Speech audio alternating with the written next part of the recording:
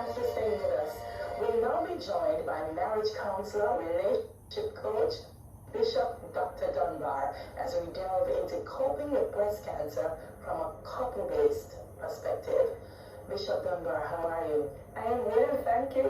Thank you so much for being with us. So tell us a little bit about what you have experienced with counseling persons to love and be loved who had to cope with this disease, and what is your best advice for couples and families who are supporting their loved ones through this?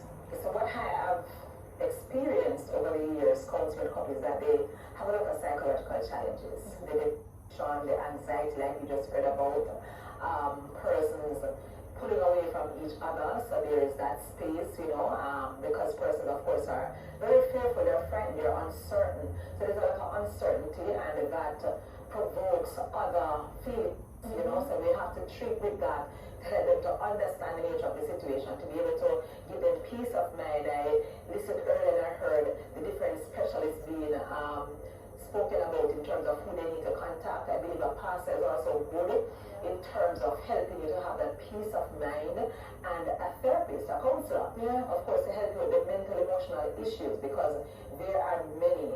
The person going through it, with the uncertainty, with the pain, with the fear, then the partner who's going through it, who's not certain what's going to happen, or your partner is going to look, all of that, if the sex is going to be the same, all of those things, and then the family members, of course, who loves the person very much and doesn't want to see the person come to any harm at all, and so they have to be educated through the process. It can't just be, it has to be counseling for the victim, the person who's going through it, the patient, but also has to be counseling for the entire family. Yeah, because what I heard from Katie and what I hear from a lot of people is they don't share it because they don't know who can handle it. Most persons don't want to tell their family members if they've been diagnosed with a terminal illness because of what they fear the family may do, and so they keep it to themselves. It's always wanting to be protected, but we have to understand that these persons, we won't want to share it because the persons who are going through themselves,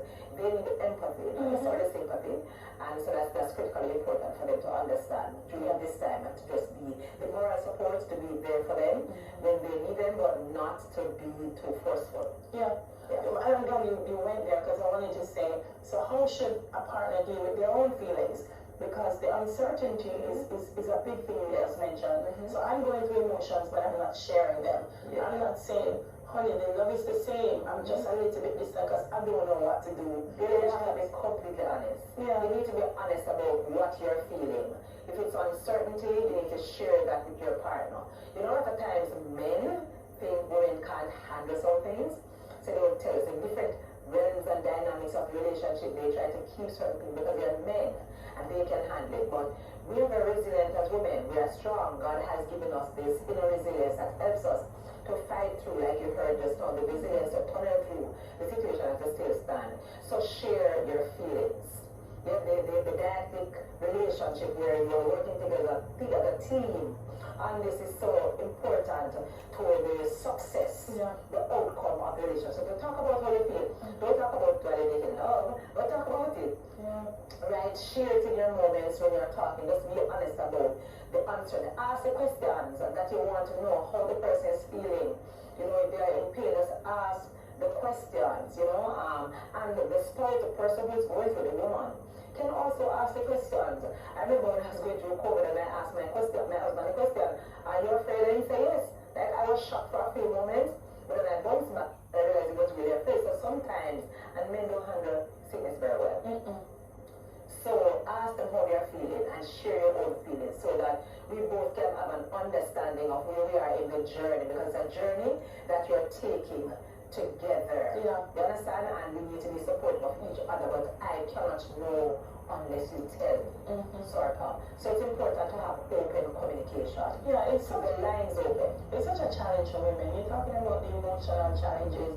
It's breast cancer, you have to do surgery, it's the physical challenges as well. And a lot of society and women place that and how they value themselves. So I'm watching, I'm a partner, and I'm saying, but I love her. Help them, Doc. How can a partner reassure a woman about the feelings that they still have for them and that they love and care for them? One of the things they patient will go through is the whole matter of self-esteem, the concept of self, because the image is now changed, right? Body changes, and I'm not certain if I'm going to be physically attracted to my spouse anymore, especially if the man was a breast man, understand the situation, right? So in cases like these, no, you need that kind of a reassurance. So I believe the male partner should help the female to understand that they are still attractive irrespective of. I know the Bible says, let your breast satisfy you all the days of your life.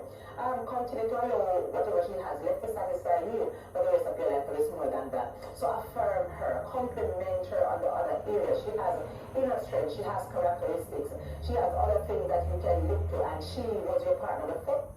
She did stuff. She took care of the home, she took care of the family. So reassure her on those things, right? And help her to see herself in a more positive light so that, her self-esteem will take a dive. And be playful, touch her, cuddle her, spend time with her, quality time with her, so that she knows that she's needed by you. Yeah, I like what you're saying. Highlight the things that she knows that I love you, and I love you for this. The breast is not the only thing that I know about you. Not at all. No. But if you're a breast man, I can understand. But we're talking about other things. So that her total self, she feels loved, and she feels accepted, and she feels appreciated too, because she's not a handicap because of what has happened. So there are other things that she has to offer in the relationship, other things she was already offering prior to what took place. So give her that day-to-day reassurance, man. Send her a message if you're uncomfortable about talking about it. I mean, technology has made a way. Send her nice messages that when she's going through her downtime, she can read those messages and reread them again, and that can give her a level of reassurance. Kiss and cuddle her, and the kids to see that too. Yes. Because oftentimes they treat them with with kids' gloves, like, they have to be, they become so fragile because we have gone through this, and we appreciate that sentiment, But again, it is the empathy we want and not the sympathy.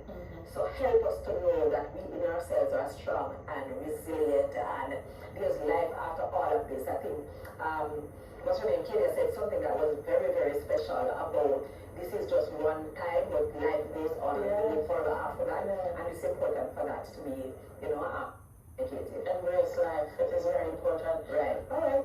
Doc, we've been talking a lot about how partners can help women and their contribution towards, making them feel love. But let's talk about the women themselves. Right. And where does it begin with them? Because the reality is, if we don't love ourselves, people could tell you that they love you 100 times, and that you look great 100 times. You have to find your own resilience. You have to find your own inner resilience. It's important to love self. You are really the most important person in this world.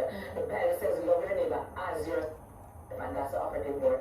So a woman needs to focus on self, focusing on accepting herself. What has happened to you does not define you, right? And so you need to find that inner strength, that inner peace with you, even with the loss of that particular part of your body. You have to be able to love the rest of yourself, because you're still alive and you still need to survive and thrive and go on. So please focus on yourself. Do things for you, right? That nobody else can do for you, because at the end of the day, if you're going home alone, you're going home with you. So love you, accept you. You may not have a partner, So go home with you, love you, take care of you, take yourself out, be the best version of you that you can be for you, and then you will be that for everybody else. You said something that was critical in terms of finding the value. You're saying to partners, find those things that you value in her, loving her. And I feel that that's a place to start. And she needs to find that the thing yourself, because you have to be able to understand yourself and love yourself and know you more than anyone else can know you. You understand? Because I really call that definiteness of you. So if you know you and you know how to love you, because there are so many other good things about you. I mean, that was one thing. And you didn't cause it up on yourself, because breast cancer is not sold on a shop shelf. Right? So that happened. But you are still alive. Life goes on, and you are in it to win it. In it to win it. So and to enjoy a quality life, a beautiful life thereafter. Because life goes on after breast cancer. Love and be loved. That's what we're talking about today. But just some women are watching and they're saying, well, it doesn't know if I can say anything, did the surgery, I have the scar, I don't want to show it. What do you say about that? Yes, the scar is a trophy. Yeah. It tells you that you have been there, you have done that, you have survived it, you have killed it, and you are moving on to a greater life. I mean, it's so important that that happens when persons have had other kinds of surgeries. You know, your partner still accepts you with it, and whether or not you have it, you know, you have a partner. You understand? It's important to understand that this is you. This is your total you. If you have a partner, I have a partner, I've survived cancer. He has to love my scars. It's a part of who I am. You cannot differentiate it from who I am. So I have to love myself. Persons who have survived breast cancer have to love their total selves and understand that you are beautiful irrespective of what has happened to you. Again, it doesn't define you. See it as a scar. It is your story for God's glory, like we heard earlier on.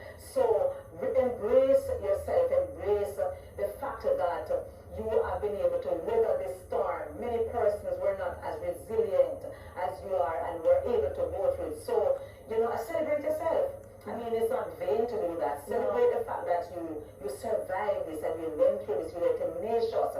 You handled it. You may have broken down, but you are here today. It's what that you are here. The fact that you're here today is really what counts. It's a representation. It's a representation of what you have been through. Yeah. Like I said, it's your trophy. Yeah. That is what you have done at the end of the day. So celebrate it. Don't hide it. Don't hide it. Yeah. If you have a partner, they need to see it. They need to love it and lavish on it. Yeah, of course, kiss it. And do what else needs to be done to it so that you know, they can accept it and you also can embrace yourself knowing that nothing is wrong with whatever you have left. Whatever. Listen, let me tell you something. It's standing in your victory. It's your trophy. I like it. And they're on the podium. Oh, of course. Yes, naturally. Yes. Listen, make your anthem play. Because that's it. Thank you very much, Doc. Yeah, and self-love is important, but support is also important as well. Critically important. The direct support that you get from family and friends and your partner, you know, it's so important as you share with each other, you share the journey together. It's teamwork that makes the dream work. Focus on self, loving self, and focus on loving each other as a family, as a unit, and that can give you all the inner strength that you need to forge forward in this journey of breast cancer. Yeah, part of that dream is a dream team. Making sure you have the right specialists, the right doc.